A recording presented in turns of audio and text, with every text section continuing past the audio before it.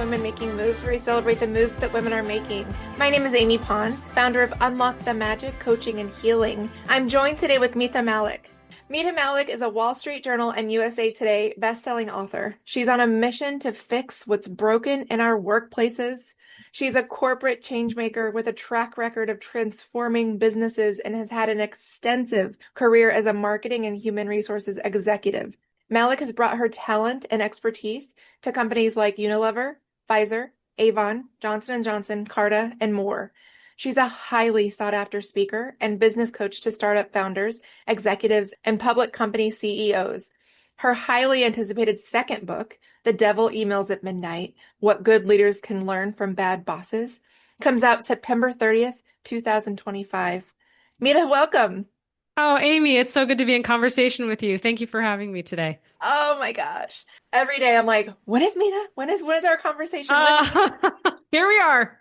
So fix what's broken in the workplace. And I want to get your thoughts on my personal, I feel like I talk about this in some way every single day, because certainly I serve the women that are in this time and place where the workplace just feels challenging is an understatement. It genuinely wasn't designed. And I just posted this yesterday and got some interesting feedback. The workplace on average is still only designed for cis, white, het, able-bodied men. That's my personal thought. And then also the average workplace is also still rooted in the systems of white supremacy, patriarchy, colonialism, capitalism. So someone asked me recently, they're like, well, how do we trust corporations or workplaces? I'm like, you might not. Like I'm certainly one of those that said unsubscribe 2.5 years ago. And I've been very fortunate to be able to build something out on my own. I understand that not everyone wants to or can do that. Yes. But that's where it's like, whew. So to fix what's broken feels daunting because it feels like those systems, they're actually operating exactly how they were designed, and it wasn't with us in mind. So that's my thought and my feeling. Yeah. How do you? Well, I mean, it takes individuals like us to fix it. It feels like can be boiling the ocean, but that's why it's like what we each do up every day matters. And that's why community, conversation, connection is so important. The work you're leading, the work I'm leading. And these companies are made up of people and individuals. It's not the company versus the people. The people are the company. And so if you can start to think about, I mean, my next book that's coming out, The Devil Emails at Midnight, What Good Leaders Can Learn from Bad Bosses, I'm talking about bad bosses, but I've had so many great leaders. I have had good leaders, and it takes that one person to stand up and say, we need to change this. We're not talking about creating fair and equitable workplaces for some. We're talking about creating it for everybody, right? We never said some, it's for everybody. And so it's the small things and big things that we do every day that matter at work. And it really takes individuals to lead the charge in that. And this is something we'll get into a little bit later. Or maybe we'll do it now because I feel called. I was going to go to a post that you made recently on LinkedIn, which is when we speak up at work, we can be labeled a troublemaker, a pot stirrer, a detractor, when we are in fact trying to fix what's broken in our workplaces. So, Mita, I was that pot stirrer, troublemaker, detractor. I've been there too. I've gotten those labels. Yes. You have too, right? And so I was the one where I'd always say the thing or do the thing. And here's where I get kind of stuck. A lot of people will be like, well, I did, and I got written up, or I was put on a PIP or an action plan because I did try to speak up. So we're also in this time where people are trying and then they get a target on their back. And it's like, well, then what do we do? From my perspective and the work that I do, I am showcasing and guiding women back to trusting their innate knowing, their innate abilities before anyone told them what to feel or think. And by virtue of them feeling into that fullest power back in within themselves, that allows them to show up differently, whether it be in the workplace or just in general. But I found personally, I would poke the bear a lot and I'd be silenced constantly. And this is a call to action for the leaders. Who's giving the labels? Because I'm tired of, we're not telling women to change themselves, which many times we have to survive. Yeah. But it's like, why as a leader, I'm going to give an example. If Amy's on my team and she comes and shares something that she sees that's not working on the team, and my first instinct is to say, Debbie Downer, troublemaker, pot stir. Let me check myself. Why? Why is what Amy's saying? Why am I so threatened by it? What is making me uncomfortable? What if I just pause and say to her, Amy, thanks for sharing. I appreciate you came and took the time to trust me with this. I'm going to process this. Why can't we just say that? Why can't we sit and process in the power of the pause and then go back to Amy? Because you've Mm-hmm. had some time to think about it. But it's about checking our biases. Because the other thing that's interesting too is it that we label men as quickly as a pot stirrer, troublemaker, detractor? Maybe we do, right? I don't know. But it's that idea of like anybody who's speaking up to say, this feels wrong, this is wrong. I am sounding an alarm. And all of a sudden, you think that person's trying to take down the company. No, they care, right? They care. And they're like, I'm watching this happen to myself and others, and I want to speak up because I want to make this better. And I think sometimes we go to the other end to say, oh no, we got to exit this person. They're causing trouble. Yeah. Rather, they're And shining a light on something. right. That's what ultimately led to my exit, which is such a gift. Obviously, now that I'm on the other Sure. side, I'm doing really transformational, heart-led, soul-led humanities work, and I love it, and I'm so grateful. And the day where I went to leadership, people in charge at my workplace, and I said, I don't feel safe in this current environment where it's not only hostile, it's very toxic. And my boss said, I will break you.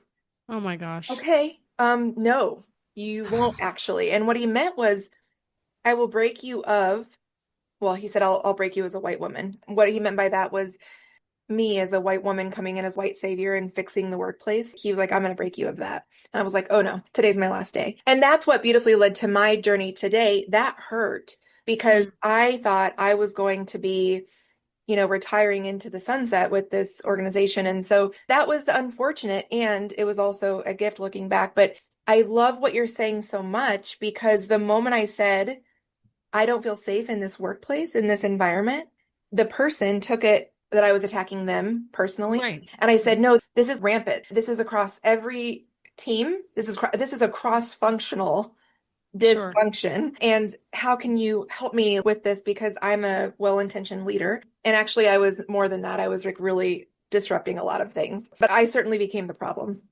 God, I'm so sorry that happened to you. And your story is my story is our stories. You hear these Yeah, things over and over again. everybody. Yep. And it's like, if people could look at it as someone's sharing their experience, and that's a gift for you to be able to hear it, because where there's smoke, there's fire. And if Amy comes forward, then you could be fixing something that's really problematic that you might not even know about. And Amy's left and she sounded the alarm, but oh boy, there's a lot underneath that we haven't even unpacked yet.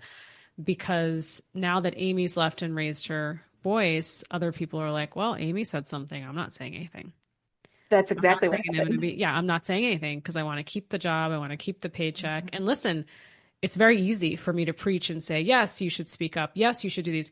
Everyone has to make decisions for themselves Yeah, on what feels safe in the moment and how they want to go about that. If there's someone trusted they go to or how they want to express these things. And I don't blame people when they decide they don't want to I because totally it's agree. really it's really circumstantial. Yes. Totally agree. And I was one of those people that did have the support from the C-suite. I went to many of the members of the C-suite when that was uttered to me. And it was like, oh, huh, did you go to HR? I was like, what? I know. Yeah. I'm getting worked up. Ooh, let me calm down. No, let me stay fired No. up. No, Stay fired up. Stay fired up, let baby. me let No me calming down. stay. Yes. Let me Yes. stay fired up. I was like, you're C-suite. You're bought in with your physical dollars Sure. to this Absolutely. organization, and Yeah. you're going to tell me that me, a high caliber that just won awards, and I'm not suggesting that you have to win awards to be valid. I'm saying You had social capital at work. You had social yes, capital and proof, I and had people social respect you and capital at value work, this. and they were like, huh, Mm, huh, okay. And I was like, wow, okay. And that helped me actually more. I was like, are they too far gone, mm. etc., and Yes. kind of Yeah. things like that. And so I was like, okay, all right, then that's the answer. I wasn't going to persuade anyone. I'm out. But and if you are in this position that Mita and I have said, and that many of us are or have been in, find someone like Mita or me, or someone that has been in that position where you have either wanted to say something or have said something, and either it's gone awry or you have created a target on your back and then now it's you're being pushed out. That's the classic That is. thing that I hear over and over and over and over again. Please know it's not you. You did nothing wrong. And we're in this really weird time where intergenerationally, the older generations are close to retirement and they're wanting to pass the torch, but then they're finding there's no person to pass the torch to because everyone feels burned by the culture. It's like, ah. And who wants to be a manager anymore? That's the crisis that workplaces are facing as a new generation enters. I don't want to deal with this. I don't want to I be a don't want to do manager. that. And I've seen this quite a bit. I love your thoughts on this specifically. I'm a millennial. So millennials, I feel, are kind of the first generation, and a little bit of X, of course, all generations. But I feel like in a bigger wave, millennials are one of the first generations that are like, no, thank you for Yes, this anymore. I agree. Yeah. And and so millennials, we're in our late 30s, early 40s. That would be the people that you would want to turn and pass the Yes. baton Yeah. to, and we're missing. Well, what are you going to do? And then if anybody approaches Gen Z in the way that you approached millennials, woo! Absolutely. I love Gen Z. They had subscribed before they even started the gig, right? And we also have dealt with a pandemic, a global pandemic, which we don't really think about. We're only a few years out of that, and we lost loved ones. There's so much grief, and the way we work has completely changed, and what we value for many of us has completely Mhm. changed. You're And so right. that's also that I'm not going to put up with this at work. I don't want to, nor do I have to. And so this idea of you know, loyalty in many ways is broken in our workplaces. And I talk about this in the next book and the research I did Yeah.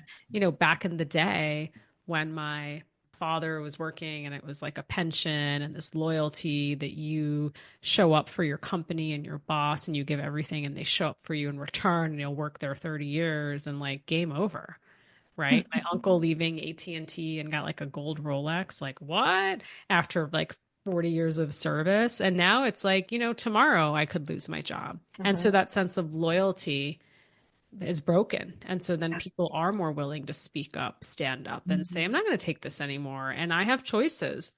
I do. We all have choices. Even in tough markets, we can find those choices.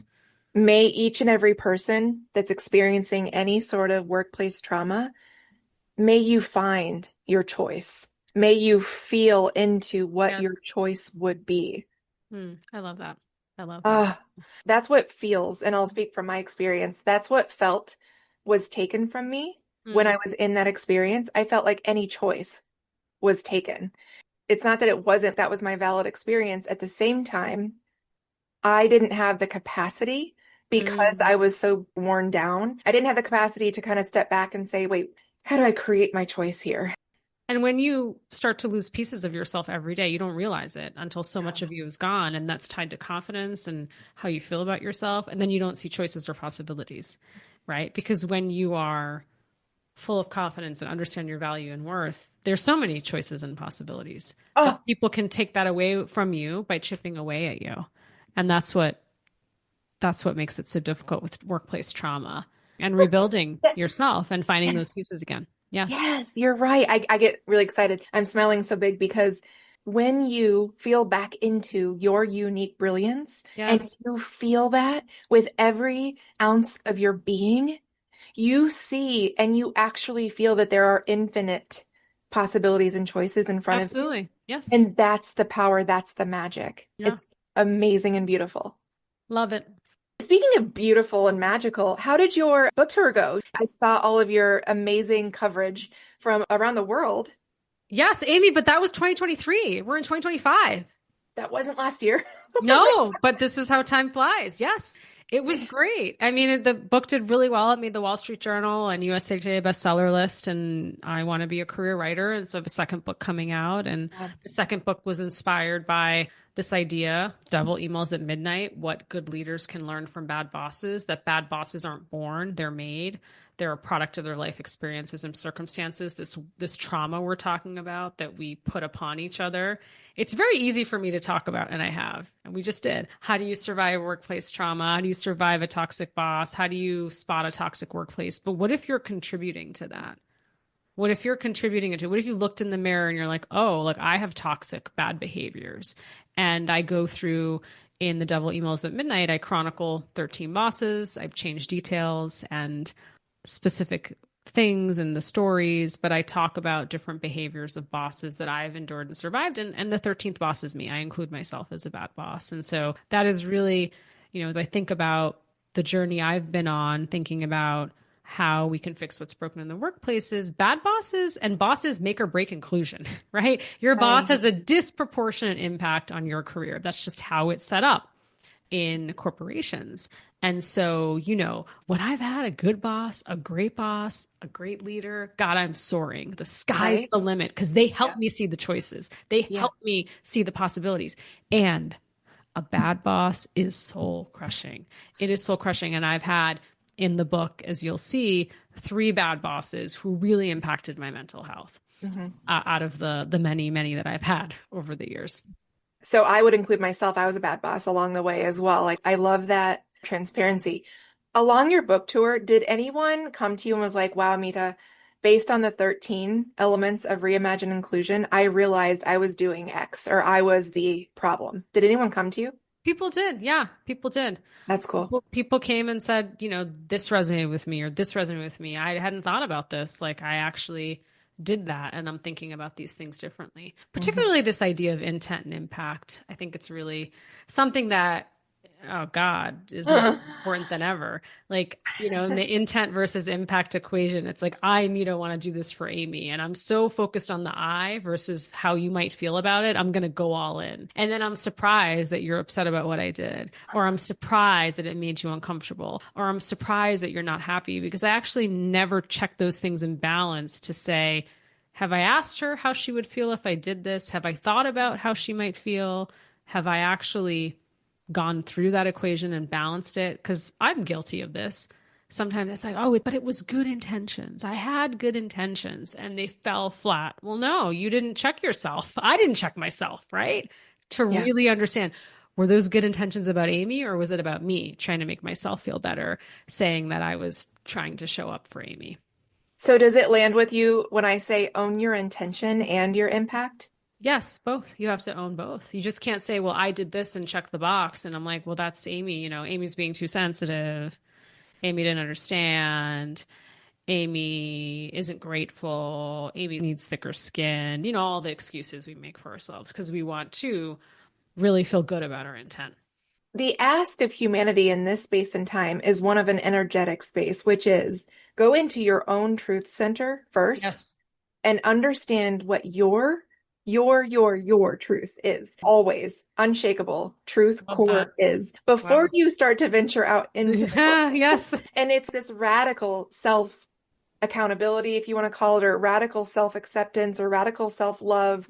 And when you get to that place, I venture to find that the days of, well, but I had good intentions, that kind of dissipates because you self-regulate to a point where like, wait a second, what I'm about to extend onto this person or for this person or to this person, is this to benefit me or them? And do I know that? And it's this self-dialogue Absolutely. before you even go out so that eventually, perhaps, you don't have to own your impact because, You check well, yourself. Check yeah, yourself along the way. Yes. yeah. I'll share with women that I serve, is this yours? Mm. And if it is not yours, put it down. Ooh, I And love that. especially as women, we've been raised as people pleasers or fixers, and so we've taken on everything around us. Mm. Stop it. Yes. Don't do that anymore. Stop it. I love that. Great Just, advice. just stop it. Yeah. So, do you have a favorite of the 13 at this point? Now that Reimagine Inclusion is a global bestseller. Hmm. That's like me asking to pick the favorite between my kids, but I'll do it. The one that I wrote that I was like, I'm going to write it and I wonder how people will receive it. And it was, why are you asking for a raise? You and your husband make more than enough money. And it is the underside, the underbelly of pay equity, pay inequity that we don't talk about, right? So listen, I culturally was raised not to talk about money. I had to teach myself to fight for my money, right? I had to Mhm. teach myself how to negotiate. So you do all that. So let's say I've done that part because there have been moments in my career when I didn't ask for more, but I've asked for more. I've negotiated. And then it's the person receiving it who thinks I am overpaid, ungrateful, how dare I ask for more money, and then finds out what my husband does for a living and literally says to me, this former boss, well, your husband makes more than enough money. Why are you asking for a raise? And the things, Amy, I have heard, if the walls could talk in my years, in closed doors, in talent reviews. Well, Amy has a Birkin bag. Amy drives this car. Amy is the primary breadwinner. Amy's husband works in sales and is killing it. All the reasons and the bias we have not to pay women what they have earned and deserved. Amy just came back from leave. She has children. Oh, she's not going to be here long. Don't give her that high of a bonus. You're like, are these conversations ever happening when it comes to men? Maybe they are. I just haven't been privy to those. It's really interesting the stereotypes that we bring into the workplace when it comes to how we determine how women are paid. And so then when people look at this big pay gap, it seems like, oh my God, it's like workplace is broken. There's this huge pay gap. What do we do? And it's like, hey, it starts with all of us. Anyone, if you're listening to this episode today, if you are a leader, go and check your team's pay. Do it with the help of HR and legal, but it is not HR's job to make sure your team is paid fairly and equitably. Of course it is. Like they're there as partners, but you're leading the team. Mm-hmm. You're leading the team. People are coming, people are going, there's new talent. You just don't know. And sometimes it's not on purpose. Sometimes it is. And so just make sure people are being paid fairly and equitably. It's not that difficult. That's it. I'm going to tell you something you're not going to like. In my 20 years in corporate, not once did I negotiate. Oh. Oh, you're like, it's okay. It's okay. Not once did I counter offer. I didn't negotiate for years until I met my husband, then boyfriend, who said, "What are you doing signing this offer?" I said, "What do you mean?" He's like, "You're not negotiating?" And I said, "Well, because I was taught to trust the system. I didn't know it was a you thing. Just accept what they give you because you think they're going to pay you fairly and equitably." Yes. And you're like, "Oh no." Sometimes it's not about your experience. It's about how well you can negotiate.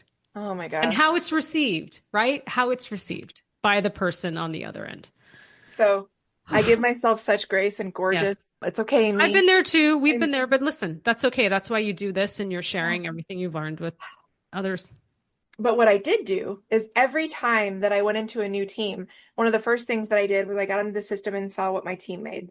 And if there were big disparages, ask the questions. I would immediately fix it. And I would go to HR and I would have to go hard. And a lot of times I'd have to go 3 or 4 ranks above me to get pay equity across my team. It was unimaginable. 6 months process trying to get people equal pay.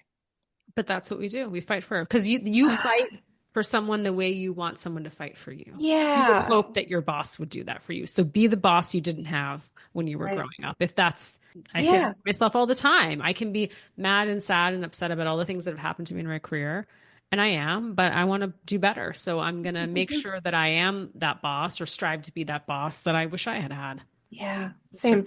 You should be making 200K at least. I'm going to put that out there for anyone listening, like 200K, go get your money. Okay. And don't forget about sign-on bonuses. Don't forget about retention bonuses, equity, stock grants. Yes. Leadership and development, budget, right? There's so many other things. Like, what do the benefits look like? PTO. Yes. Ask. It's just the base and more. Yeah.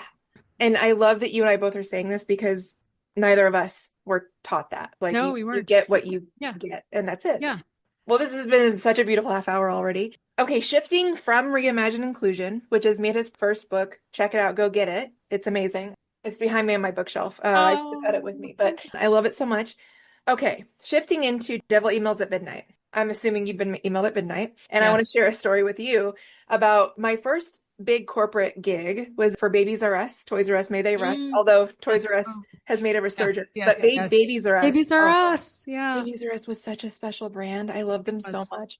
I remember, and I had my BlackBerry glued to me, and I was a district marketing manager for 3 states. And so I was emailed and then BlackBerry messaged at 2:30 a.m. And I shot up in bed and it was my boss and they're like, we need this, this, and this. I got up at 2:30 a.m. and put together an entire presentation and did all this work for like a 7 a.m. And I was expected to be in the office, heels on, suit, hair flat ironed at 7 a.m. And I made it. Can you imagine though, my nervous system? I think back to that. I was not okay that day. Here's the thing. Unless you are an emergency room doctor, a firefighter, Someone's 911 life, operator, someone's life life. or death. I'm sorry. I don't think there was no life or death situation that day at Babies R Us. And so the whole idea of like emailing at midnight, Amy, I keep thinking about this more and more. This is not normal. And it's been normalized, right? And I think about the time when I was growing up with my father who worked outside the home and he would have his tea and toast, read the Boston Globe, go to work and come back and yell at us to get off the TV so he could watch the 6 o'clock news, right? And there were nights that he would travel and that he'd come home late. But it's just that the rise of technology and like people did not email at midnight. You're supposed to be in bed and sleeping. Like, let's just like, this is what human beings, this is how we were built. We're not Uber apps to be available on demand 24/7. And so this idea that it's okay to consistently be emailing at midnight. And listen, it is a controversial hot title on purpose because in the book, the opening chapter is the boss who never had time for us except at midnight. And I was so desperate for this boss's attention. I was like a golden retriever chasing around the office. I actually chased her to the parking lot once. I would like try to find her in the mornings, but she never had time for me except she would dump her inbox between the hours of 10 and 1 a.m. And I was desperate to get her attention and to please her and to actually deliver for the team. And so it's this idea that time is a precious commodity. And it's the biggest complaint we have in any relationship. You don't have enough time for me. And it's also in the workplace that spending time with your team is the most important thing you can do. And I challenge people to look at their calendars. I do the Mary Condon, that like approach to your wardrobe. Do it on your calendar. Like, what is it that you're doing that you can't be meeting with your team regularly? And I'm not saying that we shouldn't use email or Slack or text or whatever mode of communication to keep in touch, because that is a way to show people time. But it's like, if that's the only time you have is to email at midnight. And again, people, what if we're on a global team? I'm talking your midnight, right? Yes, global team, but I'm talking your midnight. I'm talking, what are you doing? Expecting responses and consistently emailing at these hours. I have two thoughts on this. One, I've been on both sides where I have been the leader that will write an email at 10 o'clock at night and be at the very top of it. I'm like, please do not read or respond to this email until tomorrow. I've done that because it was something hot on my I love that you just admitted that because I was going to ask you because I've done that. And why do we do that? Because we want it off our plate. Well, then save it. Save it in a draft. Send it at some write it point. down. Write it down. Yes. Something. You're absolutely right. Because on one hand, I was saying, hey, team, don't read or respond to this. But at the same time, I was enacting or enabling that behavior simply by taking time out of my personal night to respond to something that could wait. So, hey, leaders, and I've heard this, oh my gosh, ad nauseum. Hey, I respond to emails late at night. Don't feel the need to respond, yeah. right? That's been the going party line. And I'm like, cool. And what if you didn't do that? Role model is what you're Yes. saying. Don't do it. Be the example. Can I tell you, Amy, you'll find this interesting. So I was doing a talk for a large public company on the book. And after I get off stage, a leader comes running up to me and says, oh my God, I loved your talk. I love this book. I can't wait to read it. And I don't email at midnight. I save drafts and send them in the morning. So I looked at this individual and I said, so let me understand, if I work for you, do I log in at 8:30 and 50 emails are waiting for me? And you could see the light bulb go off in his head, right? Because then people are like, well, I save all my drafts. And I'm like, yeah, but you're still bombarding your team. The point is how we use email has been broken. Yeah, you're barraging someone. Barraging and this idea that we glorify this hustle culture, whether you're an entrepreneur, whether you work in a company, that we should always be available and on demand. And that's how we tie our sense of self-worth, like how busy we are, how available we are, right? And that's like, wow, when did this become normal? It's not normal to email at midnight repeatedly. It's just not normal. I'm going to say that. So don't email at midnight. Don't save all your messages at once. Leaders could be listening to this and being like, well, how do I communicate? And how do I get things to my team? Well, okay. Take a step back. Is it a daily quick huddle or stand up? Or Yes. is it something that you absolutely have to get to someone? Or do you look ahead at your calendar and say like, oh, I have a one-to-one with this person, so I'm going to not email them. I'm going to wait till I meet with them in person to actually talk about it. Honestly, it takes a lot of intentionality from the leader that you're going to tell yourself you don't have time to do that. Well, then that's part of the problem. make the time. You have the time, you're And just what not. you're saying is you come up with different modes of communication, right? Yeah. So that it is hard in the beginning, but then you start a rhythm of it. Like you're saying, is this urgent for me, or is this in my head? I need to get off my plate, like you were saying, that Mhm. you're going to talk about it in the weekly team meeting. You're going Yeah. to talk about it in the weekly email update or the daily stand up. Yeah. And so really thinking about with intentionality, how we do that is so important. It's so important. And it role models good behavior as well, because then, as Mhm. you talked about, the next generation of leaders, we want to inspire them to want to lead. And when you see good leaders and you're like, I want to be like Amy, like I Oh, actually want that job because of how she leads. yes. And I love that you said that email is broken because what it ended up happening for me in corporate, I was back to back. So starting at 8 a.m. all the way to probably 6 p.m. most days, I would have just back to back meetings. So what ended up happening was that every single hour there would be another 300 emails in my inbox. Oh my gosh. What ended up happening was during meetings, I would open up my email and start working on email. Well, then I'm not present for what's going on. So Because then, because then you're going to do another 12-hour shift at home at night, trying to oh, respond and email at midnight to all these emails that you've right. gotten, and the cycle doesn't It break. was horrid. And I hear my husband say this sometimes too, that it's easier to check in while he's on vacation because you get back and it's just way too much. So, It's too much. oh, email. Oh. So, so tell us more about the book. What else Yeah, is going on? so there's Yeah. more than just email because the Yeah. title is hot. But the other chapter that I talk about is the boss who punished me for being pregnant.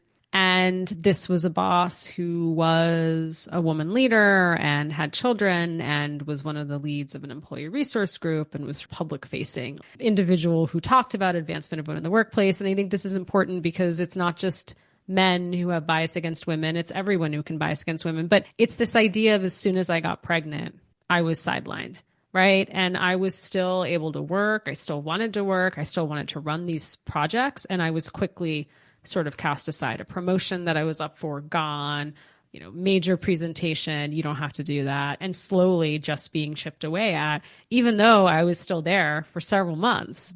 And, the question I always ask myself that I never had the courage to ask at work was who gave you permission to slow down my career? Who gave you permission to slow down my career? Making choices for people, again, back to intent versus impact.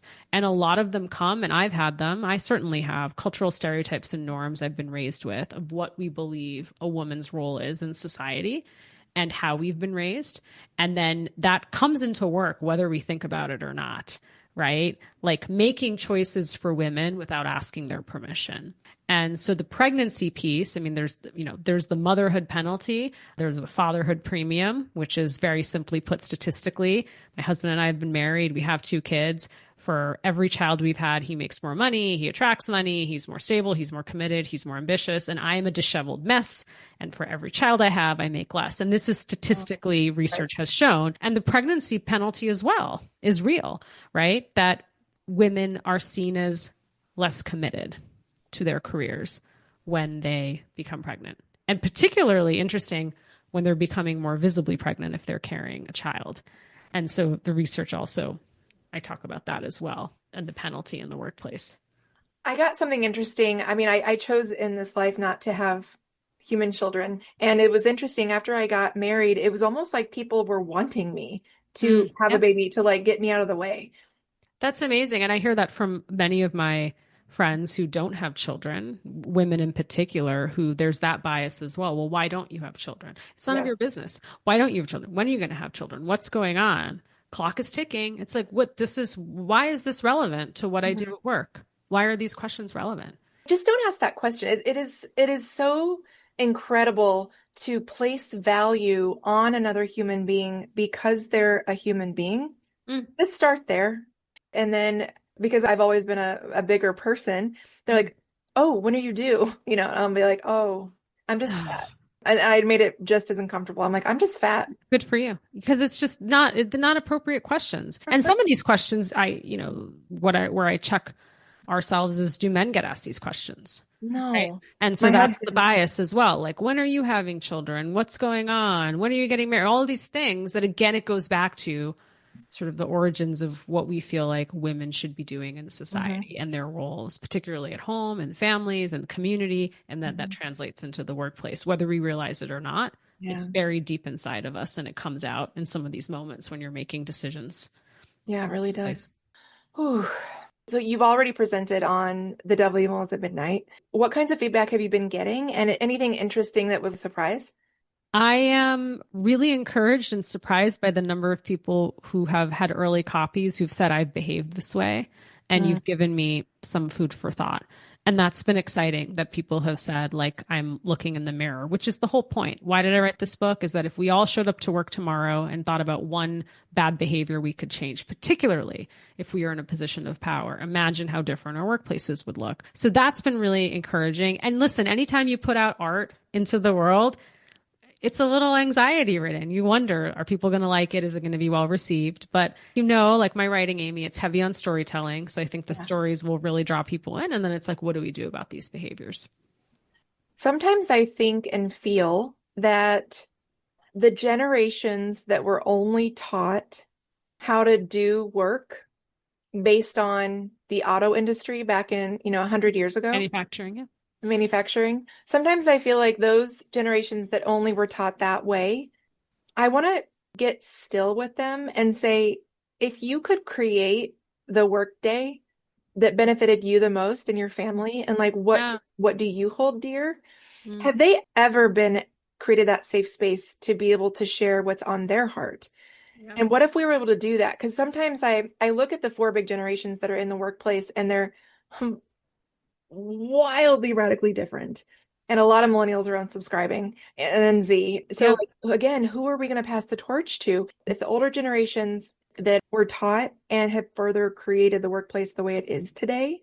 And I'm going to say it again, rooted in white supremacy, narcissism, patriarchy, colonialism, capitalism. That's my opinion. And if you only feel safe within those confines, what if we were able to sit down and say, what do you feel safe with today? And what do you want to pass on as your legacy or the torch, so to speak?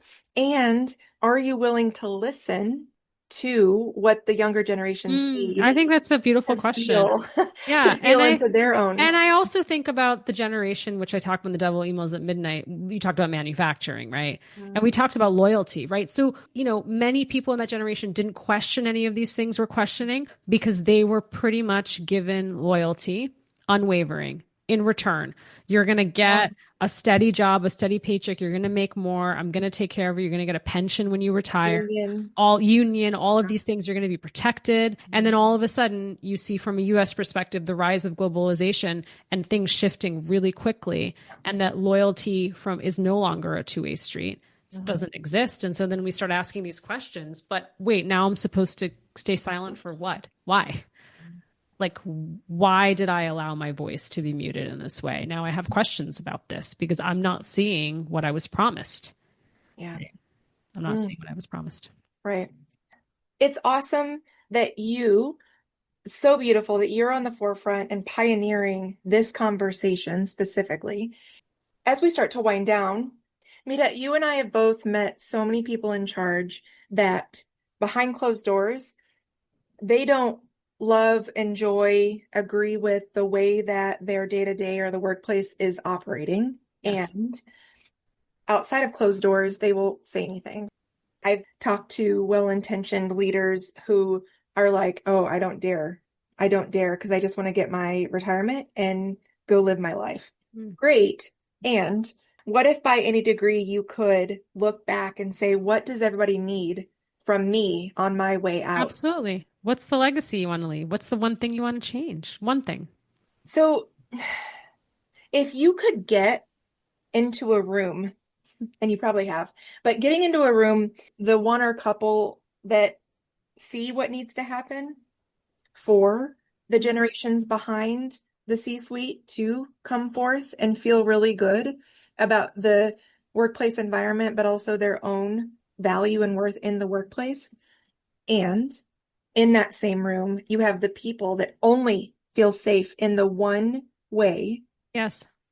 Where do you even start to bridge that connection, even within that room of that Yeah. C-suite? And it could be a very, not just the C-suite, but like just varying leaders varying people in charge that have these kind of polar opposite or polarizing thoughts. And you see that in the workplace play out.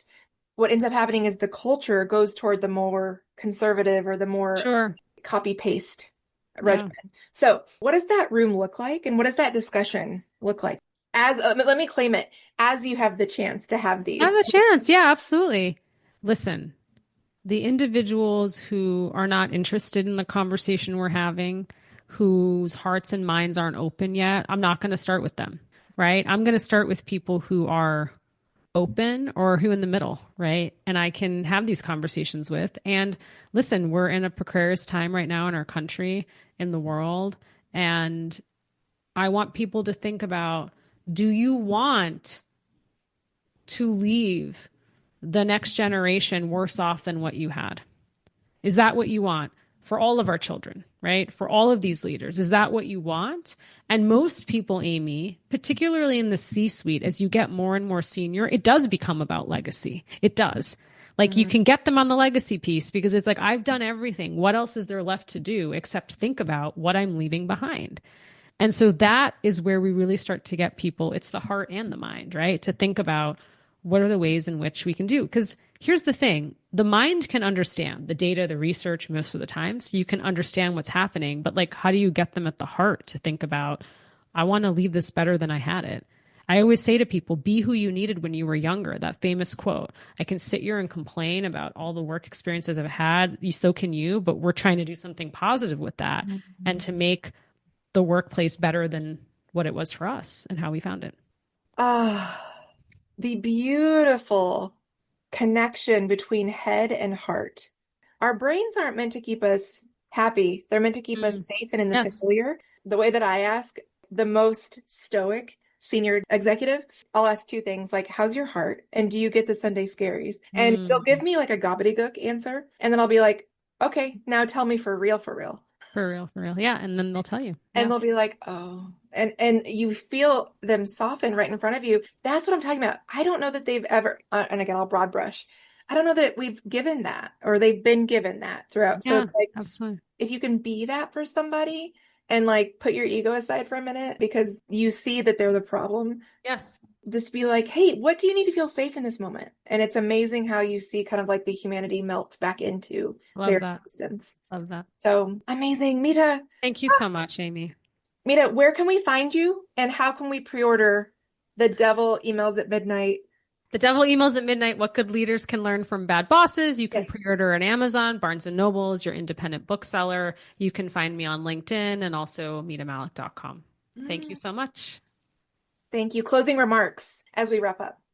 Listen, I think if we all can think about, like I said, we can show up tomorrow at work thinking about one thing we want to work on in terms of a bad behavior, toxic behavior, one thing that can help us from being not just a bad boss, a bad colleague, and move us to being a good leader, a good colleague, and hopefully a great one. Don't send that email. Don't send that email.